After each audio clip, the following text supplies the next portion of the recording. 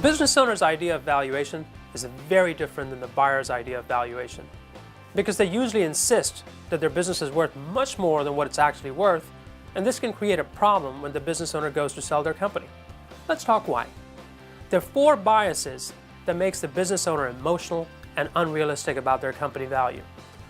The first bias is that it's likely that the business owner has 80 to 90% or more of their net worth invested in their company. The second bias is that the business owner and their loved ones have sacrificed dearly to make the business a success.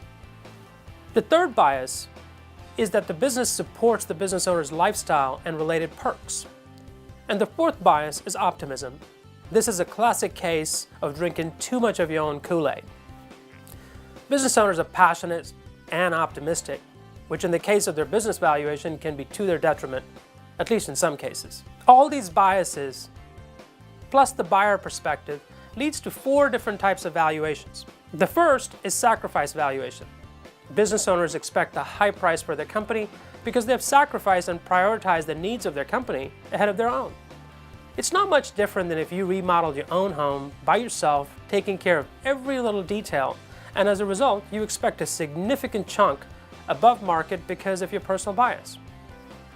The second valuation that goes through the business owner's mind is what I call E-math, or entrepreneur math. This is where the business owner takes the sale proceeds and then applies an interest rate to determine the annual income after selling. Let's take an example. Let's say you're making $1 million a year in profits and you sell your company for a 5x multiple of profits, i.e. $5 million. Let's also say that your taxes and debt come out to $2 million. Your net take-home investable cash is $3 million, which at a 4% interest rate provides $120,000 a year before taxes. All of a sudden, you as the business owner are in a position where you go from making $1 million a year to making $120,000 a year. Since the income gap is so wide, assessing business value using this math creates a heck of a disconnect with the market reality of your business value. The third valuation is the opportunity valuation. Most business owners are very passionate about their companies and bullish about the future and love to talk in percentages. So they'll say things like, if we just get 3% of the market, this will be $1 billion company. However, the buyer has a more objective lens and is not just looking at the market opportunity, but also the company's actual capacity to harvest the opportunity. Which leads to valuation number 4, which is the buyer's valuation. It uses a classic formula which divides benefit over risk to make a valuation decision.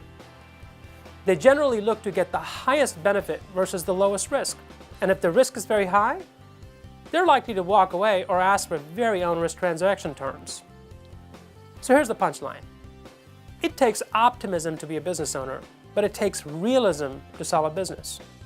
Whether you're ready to sell now or have a long-term horizon, it's best to take a hard look at your business.